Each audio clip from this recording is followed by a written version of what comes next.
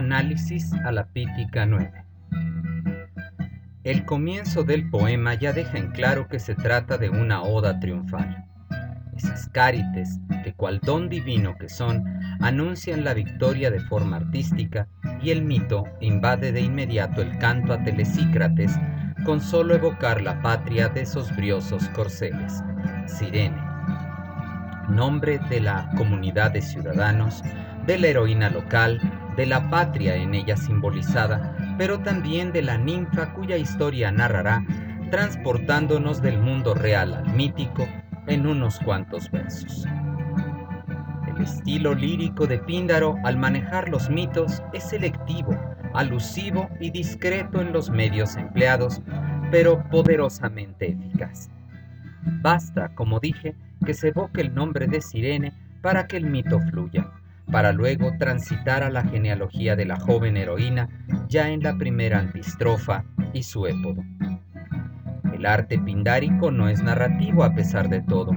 El hecho heroico de Cirene, su lucha con el león, no es descrito prolijamente como esperaríamos en la épica. Incluso no sabemos el resultado de tal enfrentamiento. Apolo parece solo contemplar la escena con el pasmo de quien contempla una figuración hierática. La batalla parece congelada en el tiempo, donde se enfatiza la proeza que no el resultado, donde la extraña heroicidad de Cirene como mujer está suspendida en una representación plástica, si no es que escénica, como sugiere Hermann Franklin, quien nota la similitud de dicha exposición con la realizada en el teatro. Cito: la organización de la escena es sorprendentemente parecida a lo que vemos en el teatro. Al igual que en la tragedia, Apolo llama al viejo centauro de su cueva para hablarle del extraordinario carácter de Cirene y plantearle su pregunta.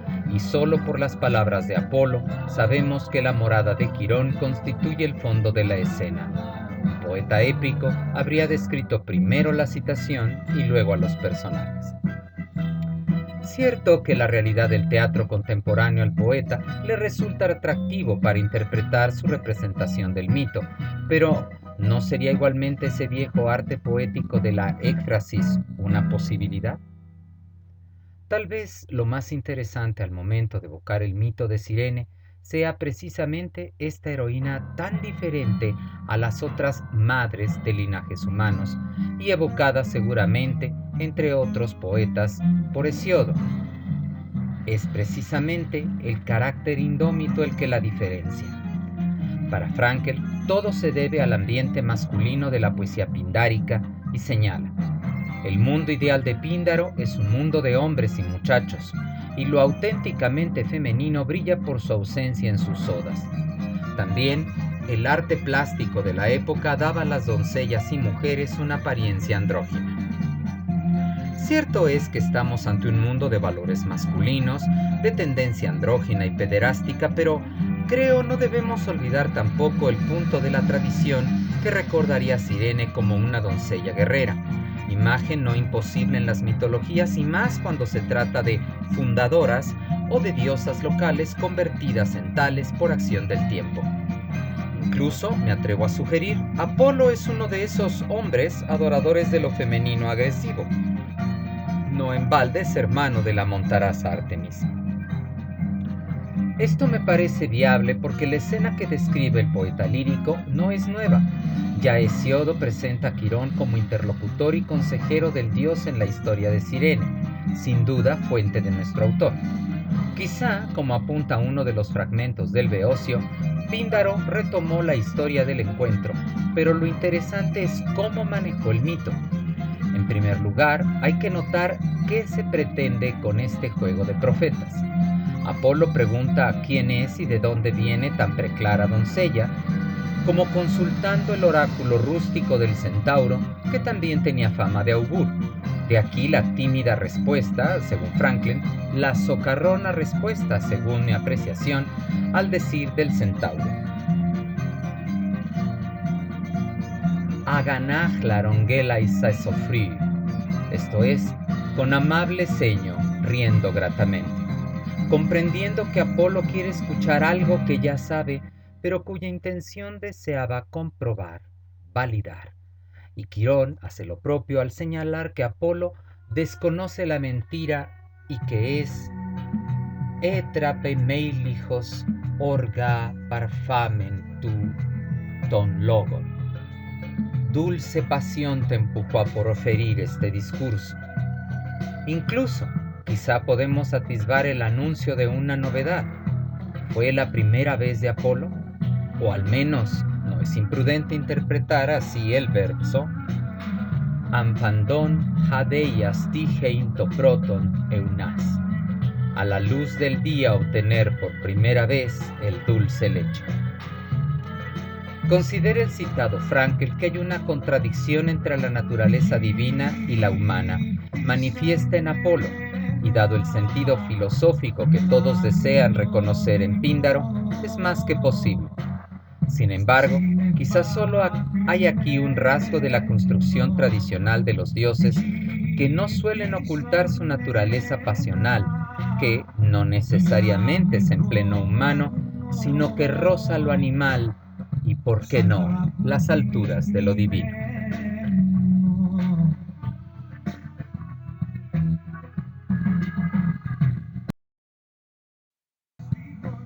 Para el tercer grupo de estrofa, antistrofa y épodo, el poeta, siempre innovador, rompe la narración mítica y cuenta, por voz de Quirón, la historia de Cirene y su hijo habido gracias a Apolo, Aristeo.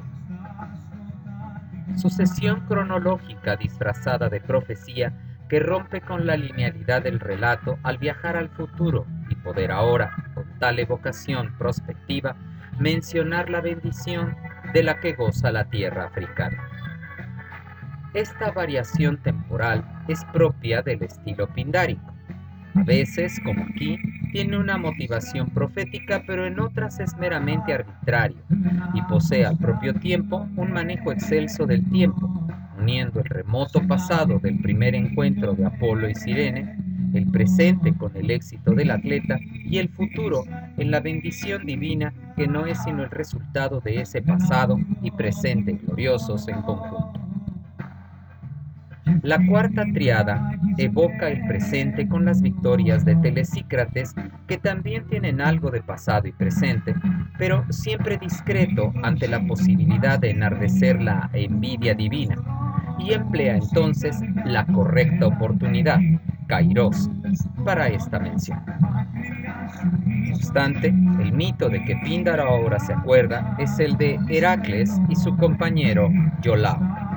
Tomando como punto de partida la victoria de Telesícrates, en honor de este último, canta otras figuras del mito heracleano y promete nuevos cantos, como si ahora quisiera introducir sus futuras obras y amortigua su propia vanagloria con una plegaria que ruega por la duración de su actividad poética.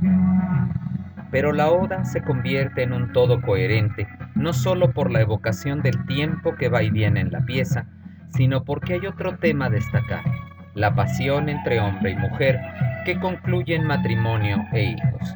Cuando, enlazando al mito de Cirene admirada por Apolo, que desea serla su consorte y madre de su hijo, une la frase «muchas veces, habiendo vencido, también en las fiestas estacionales de Palas, te vieron, y sin voz, según cada una, que su amadísimo esposo o hijo rogaban las doncellas que fueras, oh Telesícrates».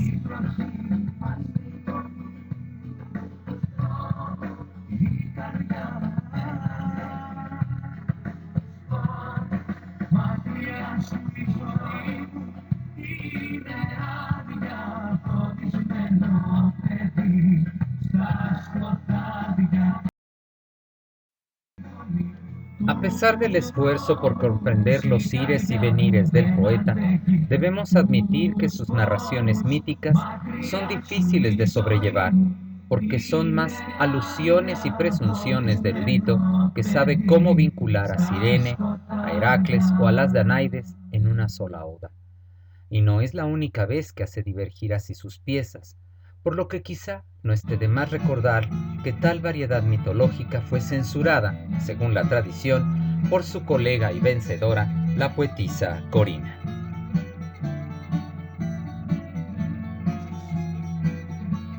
Así pues, Píndaro, habiendo prestado cuidado a sus palabras, compuso aquel canto: a Ismeno, o a la áurea Rocamelia, o a Cadmo, o al linaje sacrado de los Espartos, o al gran pecho de Heracles, o al regocijante honor de Dioniso. Mostrándolo a Corina, aquella, riendo, dijo que era necesario sembrar con la mano, pero no con todo el saco. ¿Qué alaba Píndaro? Proezas no militares, habilidades corporales y mentales, sentido de la justicia en las relaciones humanas, capacidad de apreciar la poesía, hazañas guerreras, servicios a los dioses y riquezas. Normalmente, el elogio pindárico se enfoca a la deidad y se convierte en un himno o plegaria.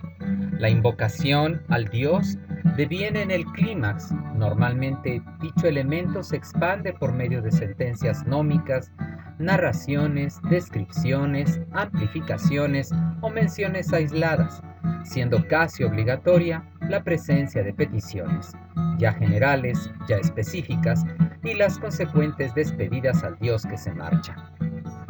Los hombres y los dioses se unen por su origen común, pero se diferencian por el poder que ostentan, y por ello es que los dioses son toneros, envidiosos, pues deben proteger su superioridad, manteniendo a los mortales en la posición que el destino les concedió.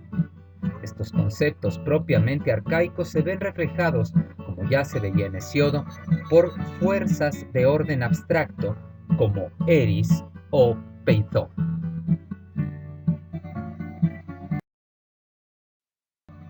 En el año 468, Píndaro fue encargado de celebrar la victoria olímpica de un corintio de nombre Genofonte con un epinicio, pero igualmente debía componer un poema para la dedicación en el templo de Afrodita Corintia de 100 esclavas que fungirían de hierodulas, o sacerdotisas sexuales de la diosa. El obsequio ofrendado a la divinidad patria por Genofonte, a más de un gran gesto por el costo de las mujeres y la calidad intrínseca que ello implicaba, también comprendía un gran ingreso a futuro para el templo, porque las prostitutas entregarían el costo de sus servicios al santuario y la diosa sería la beneficiaria directa de los mismos. Conservamos dos fragmentos de este poema y denotamos en ellos la habilidad para resolver este curioso encargo y transformarlo en un encomio de buen gusto.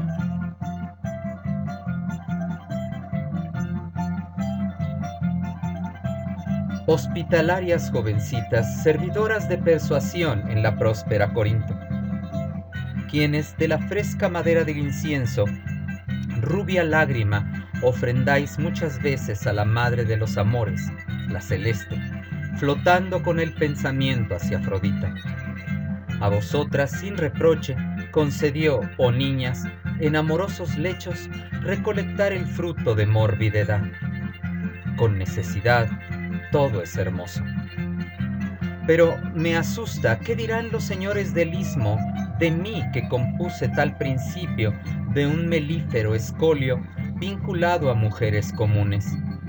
Conocimos el oro por la simple piedra de toque. Oh señora de Chipre, aquí a tu recinto, cual un rebaño de apacentamiento, 100 cuerpos núbiles Genofonte condujo, complacido por los votos cumplidos. En este encomio puede reconocerse con mucho, siempre según mi juicio, cuán devoto podía mostrarse Píndaro, y no un simple poeta a contrato, como podríamos suponer dada la naturaleza del encargo. Las hierodulas de Corinto, a pesar de las ideas que desde antiguo se cernían sobre ellas y la etimología de su apelativo, serían ante todo sacerdotisas, y así es como creo se reconocen las frases pindáricas. El poeta comienza por eludir el nombre que con seguridad todos asignarían a tales esclavas y prefiere emplear un par de eufemismos. Hospitalarias, literalmente de muchos huéspedes, políxenai, y servidoras de persuasión. Las mujeres no son así declaradas simples prostitutas, pornai, o en el mejor de los casos, acompañantes, getaira. Su carácter de siervas, de esclavas, se ve trastocado porque lo son de la deidad. Peitó es una diosa de rasgos alegóricos pero de connotada raigambre mítica, como miembro destacado del cortejo de Afrodita y encargada del momento previo del amor carnal. Casi me atrevería a concebirla como la seducción. De ahí que un autor contemporáneo a Píndaro, y por lo demás de costumbres más austeras, tan solo por dar un nombre a ello, Esquilo, la conciba como hija de Error, de Ate. No obstante, el ya arcaico alemán la entendía como hermana de buen gobierno, Eunomía, y de fortuna, Pique, de esa que el propio Píndaro consideraba en positivo, por lo que podríamos lucubrar que algo parecido pudo hacer con Peitó. El carácter sagrado de las jóvenes se reconoce igualmente en la función que Píndaro les atribuye en su texto. Quienes de la fresca madera del incienso, rubia lágrima ofrendáis muchas veces a la madre de los amores, la celeste, flotando con el pensamiento hacia Afrodita. Yo creo descubrir que el poeta equipara el incienso que en volutas asciende como regalo perfumado a la diosa con el pensamiento de las mujeres que debe flotar mientras se consagran a su servicio. Para Franklin es la oración silenciosa frente al altar. Yo considero que es la mente de la mujer que debe volar a la diosa mientras ejecuta su divina acción. Convierte el acto de prostitución en un opío, puesto que dice: a vosotras sin reproche concedió, oh niñas, en amorosos lechos recolectar el fruto de mórbida edad. El don de la diosa a sus sacerdotisas es que su entrega no es meritoria de reproche alguno. Su lúbrica actividad es el regalo de Afrodita. Cariñoso o compasivo, luego de esta explicación, añade casi como un consuelo que perdimos dada la laguna que lo sigue. Con necesidad todo es hermoso. Frankel concluye acertadamente a mi juicio: solo son reprochables nuestros actos si proceden de una libre decisión. La forzosidad excusa.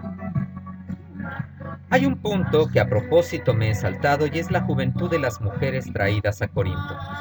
El hecho claro es por dos sustantivos que el poeta enuncia: Neanides y Corán, y podríamos suponer que parte de la ofrenda de Jenofonte fue consagrar a la diosa de Corinto 100 vírgenes. De allí ese fruto de mórbida edad, una edad tierna y deliciosamente erótica, como traté de expresar con el adjetivo que algo tiene también de enfermo y desgastante. Jenofonte, el atleta consagrante de tal ofrenda, nos parece casi un Lenón, pero flota en el ambiente un voto cumplido. El poeta nuevamente sabe convertirlo, transformar un posible reproche en una obra de arte.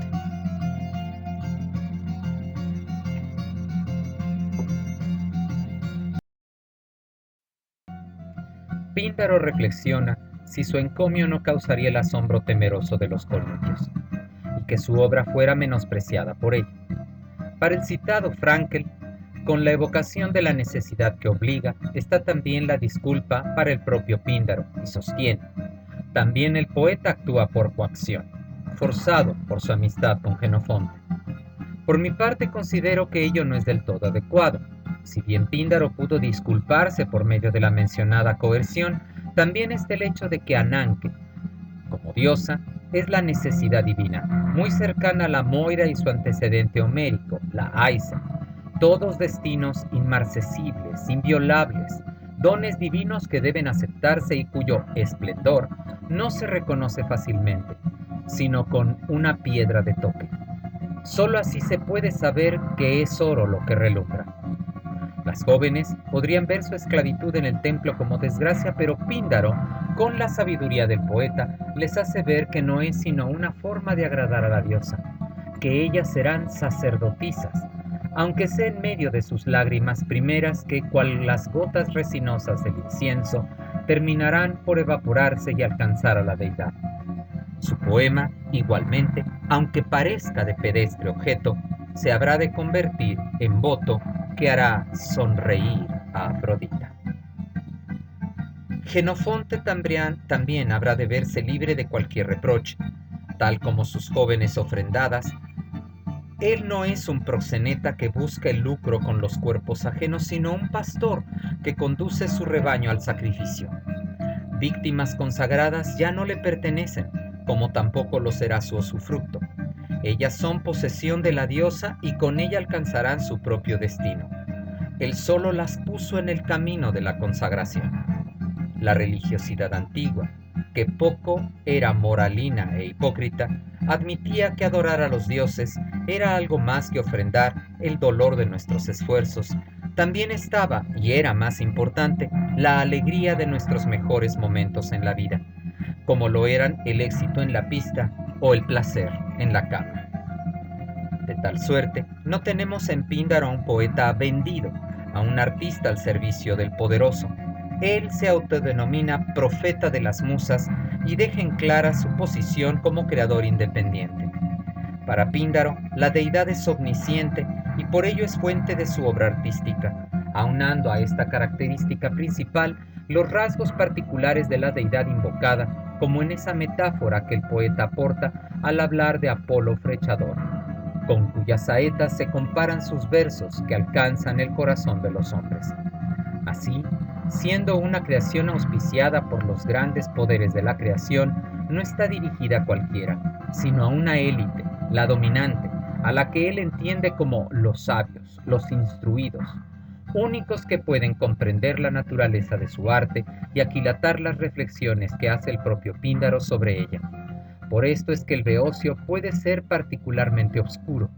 Recurre a la metáfora, incluso en constelación, localizadas en posiciones distintas y con funciones igualmente varias. Numerosas metáforas provienen de otras formas de arte, como la arquitectura, y otras de oficios que se consideran regalos divinos, como la navegación. El pensamiento de Píndaro se orienta a los valores, y allí se fundamenta la selección de aquello que llena sus versos y la exclusión de aquello que silencia. Como ningún otro poeta, Píndaro es consciente de la mortalidad del hombre. Esto en frase de Lloyd Jones. Píndaro definió al hombre como la sombra de un sueño y aseguró que su felicidad no es duradera. Late pues en él el viejo pesimismo de la poesía homérico-hesiódica, de esos héroes que nacieron para morir.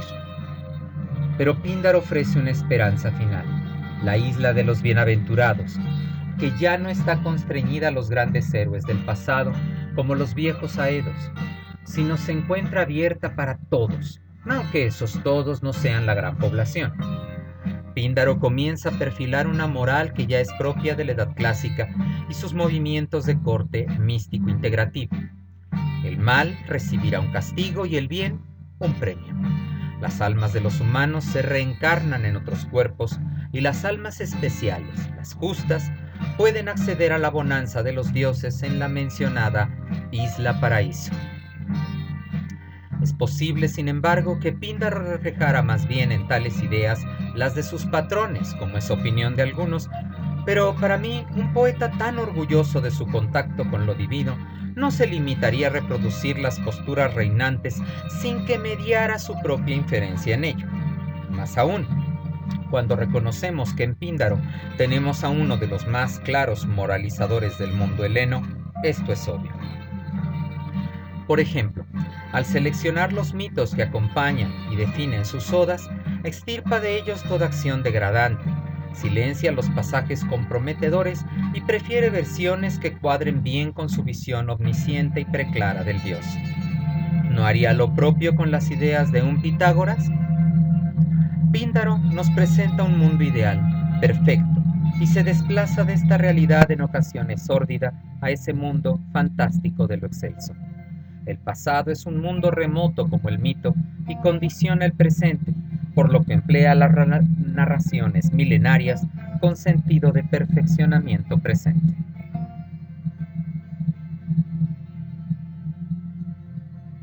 A otros no hay que revelar qué problemas nos arrastras. Con verdad esto te digo, la parte de aquellas cosas hermosas y gratas en medio de todo el pueblo es necesario mostrar. Pero si a los hombres alguna cosa encuentras de un Dios el regalo insoportable, tal es preciso ocultarla en la sombra. Píndaro es un poeta de arete, de virtud que se regodea en el valor, y de allí su pasión por el canto a las competencias deportivas, donde ahora se presentan mejor los ancestrales valores que como impronta de naturaleza. Solo se puede dar esto en los mejores, los aristócratas, que son herederos de un héroe o incluso de un dios, y la educación solo puede darse cuando existe esta virtud. Píndaro, así, es el poeta entre dos mundos, el arcaico y el clásico.